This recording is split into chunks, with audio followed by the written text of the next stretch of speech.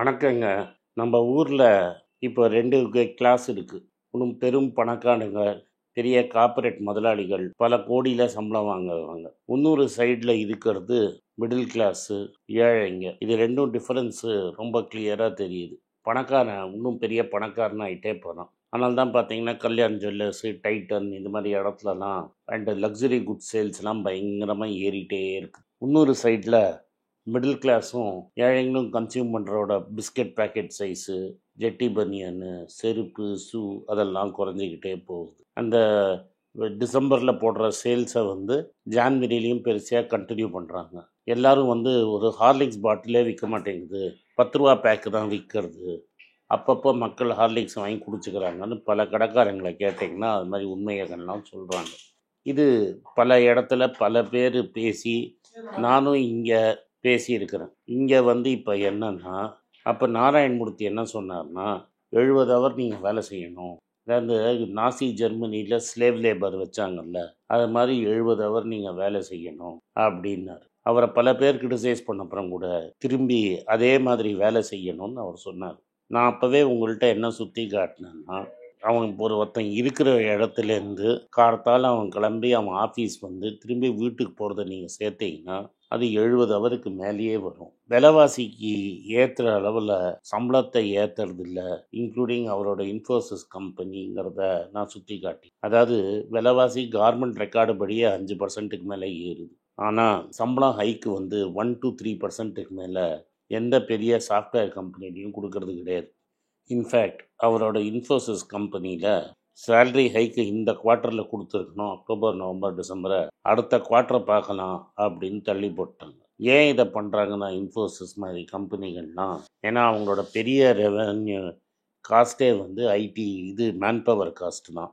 Man power காஸ்ட்டை குறைச்சி மக்களை இன்னும் ஸ்குவீஸ் பண்ணால் இன்னும் சம்பளம் ப்ராஃபிட்ஸு நிறைய வரும். இன்ஃபோசிஸோட ப்ரமோட்டர்ஸு அவங்க ஷேர் ஹோல்டரிங்கில் எல்லாம் விற்றுட்டாங்க. இப்போவே கூட நீங்கள் பார்த்தீங்கன்னா நாராயணமூர்த்தி புதுசாக பிறந்த பேரனுக்கு 3%, 1%, ஒரு 350 கோடி ரூபாய்க்கு ஸ்டாக்கை மாற்றி விட்டுருக்கிறார். கேட்டமெரான் அப்படின்னு ஒரு கம்பெனி ஃபார்ம் பண்ணார்.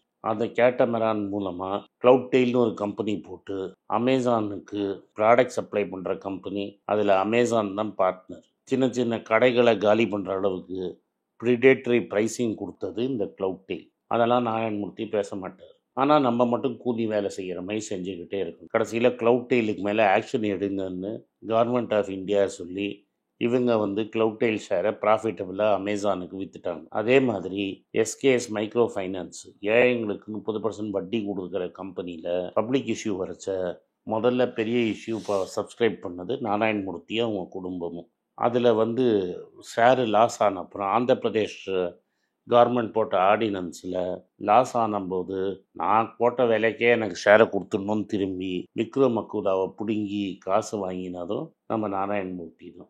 அந்த கும்பலில் சேர்ந்த மோகன்தாஸ் பாய் கூட காஃபி டே ஸ்டாக்கில் பணத்தை போட்ட பணத்தை திரும்பி கேட்ட டார்ச்சர் பண்ணவரில் ஒருத்தர். இவங்களுக்கெல்லாம் ஒரு தனி ரூல்ஸ். அவங்க போட்ட பணம் நஷ்டம் ஆகக்கூடாது, ஸ்டாக் லாஸ் ஆனால் கூட அவங்க பணம் ஃபுல்லாக வந்துடணும். நான் சொன்னதெல்லாம் நீங்கள் ரெக்கார்டில் எடுத்து பார்க்கணும். ஸோ இதெல்லாம் பண்ணிவிட்டு எங்களுக்கு டேக்ஸை கம்மி பண்ணு அப்படின்னு சொல்கிறாங்க. ஆனால் மக்கள் மட்டும் 70 மணி நேரம் வேலை செய்யணும்னு சட்டம் பேச. ரீசண்டாக பிரிண்ட்டுன்னு ஒரு பேப்பரில் கார்மெண்ட்டுக்கு கூஜா தூக்குற சேகர் அப்படிங்கிறவர் நடத்துகிறார். அவர் என்ன சொல்கிறாருன்னா, அவர் ஒருத்தர் டிசிஏ சரத் ராகவன் ஒருத்தர், பேர்லேருந்தே தெரிஞ்சிருக்கும், தமிழன், எந்த ஏரியாவை சேர்ந்திருப்பாருன்னு உங்களுக்கு தெரிஞ்சிருக்கும். அந்த சரத் ராகவன் என்ன சொல்கிறாரு, 1 கோடி ரூபா சம்பளம் வாங்கினவன்னா மிடில் கிளாஸ். இப்போ 10 லட்ச ரூபாய்க்கு மேலே சம்பளம் வாங்கினீங்கன்னா 30% டேக்ஸ். அதை 15 லட்ச ரூபா ஆக்குங்கன்னு சொன்னால் நியாயம். ஏன்னா இன்ஃப்ளேஷன் ஏறிடுச்சு, அது 15 லட்ச ரூபா. இப்போ 1 கோடி ரூபா சம்பாதிக்கிறவனுக்கு டேக்ஸை கூட நிறைய பேர் 1 கோடி ரூபா சம்பாதிக்கிறான். இன்றைக்கி செலவெல்லாம் நிறைய ஆயிடுச்சு. அதனால் 1 கோடி சம்பாதிக்கிறவனும் மிடில் கிளாஸ்.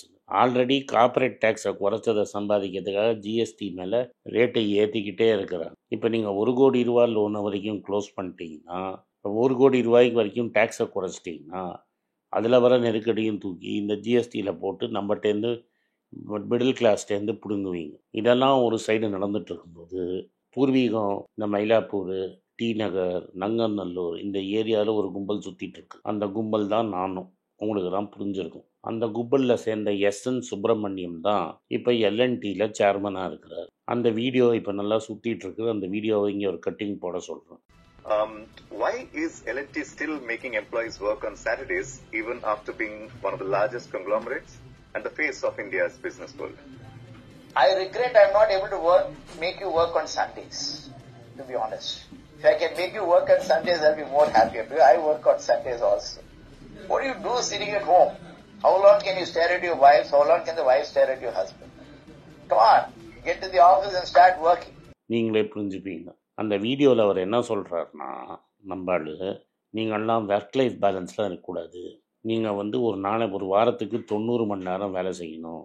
நான் ஞாயிற்றுக்கிழமையும் வேலை செய்கிறேன். இவருக்கு ஸ்டாக் ஆப்ஷன் உண்டு, 10 கோடி மேலே சம்பளம் இருக்கும், போனஸ் இருக்கும், எல்லாம் இருக்கும். நான் ஞாயிற்றுக்கிழமையும் ஒர்க் பண்ணுறேன். அது மாதிரி நீங்கள் ஞாயிற்றுக்கிழமையும் ஒர்க் பண்ணணும். இது மாதிரி நீங்கள் ஞாயிற்றுக்கிழமை ஒர்க் பண்ணுறதுக்கு ஒய்ஃபோட டைம் ஸ்பெண்ட் பண்ணுறேன், கப்புளோட டைம் ஸ்பெண்ட் பண்ணுறேங்கெல்லாம் சொல்கிறீங்க.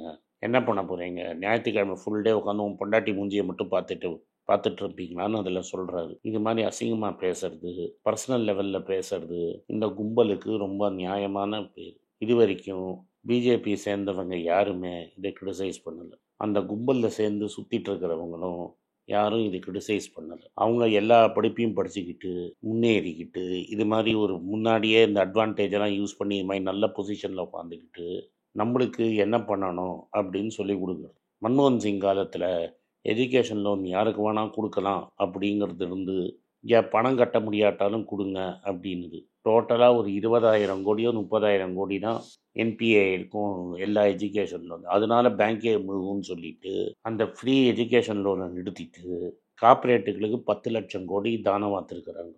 அதில் 50 கம்பெனி தான் மெயினான கம்பெனி. அதில் ஒரு 1000 கம்பெனிக்கு மேலே 50 கோடி ரூபாய்க்கு கொடுத்துருக்காங்க. இந்த லிஸ்ட்டை பப்ளிஷ் பண்ணுன்னா இந்த லிஸ்ட்டை பப்ளிஷ் பண்ண மாட்டேங்கிறாங்க. அந்த கடனெல்லாம் ரைட் ஆஃப் பண்ணுறவங்க எஜுகேஷன் லோனை ரைட் ஆஃப் பண்ணுறது பெரிய கஷ்டங்கிறாங்க. ஏன்னா நீங்கள் இது ஏழைங்களுக்கு ரைட் ஆஃப் பண்ணுறது, நீங்கள் படித்து நீங்கள் அவங்களோட சமபோதனமாக உட்காந்துக்கிட்டு நீங்கள் எம்டி சேர்மன் ஆகிட்டீங்கன்னா அவங்களுக்கு எவ்வளோ கஷ்டம்னு பாருங்கள். அதனால் உங்களை அங்கேயே வைக்கிறதுக்கு பண்ண வேண்டியது.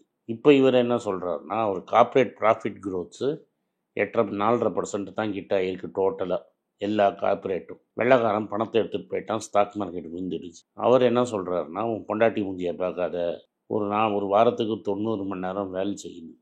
இது என்ன மாடா இல்லை இவங்கெல்லாம் என்ன? சைனாவில் ஒருத்தர் என்கிட்ட சொன்னார் அப்படின்னு சொல்கிறாரு. சைனாவில் ஒருத்தர் சொன்னார்னா, சார் அந்த ஊரில் அது ஸ்லேவ் லேபர் மாதிரி வச்சுருக்கிறான், எவனும் வாயே திறக்க முடியாது. கம்யூனிஸ்ட்டு, இந்த கம்யூனிஸ்ட்டு எவ்வளோ பேரை குலாகில் கேம்ப்பு மாதிரி வச்சுருக்கிறான். அது மாதிரி கோவிடும் போது எவ்வளோ பேரை கேம்பில் வச்சு அரெஸ்ட் பண்ணது, பண்ணுற அட்ரூயம், இதெல்லாம் எப்போதும் கம்யூனிஸ்ட் பண்ணுறது தான். அந்த ஊரில் ஆர்மி ரூல் மாதிரி வேலை செய்யலைன்னா சுற்றுவான்.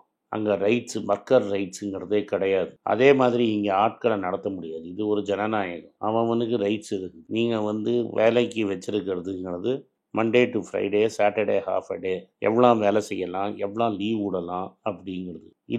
இதுக்கு மேலே ஆள் இன்னும் எஃபிஷியண்ட்டாக போகணும்னா நீங்கள் இன்னும் ஒரு ஆளுக்கு பதிலாக 2 ஆளாக போட்டு வேலையை வாங்கிக்கலாம். ஆனால் இவங்க ஒரு ஆளுக்கு 2 ஆள் வேலை போட மாட்டாங்க.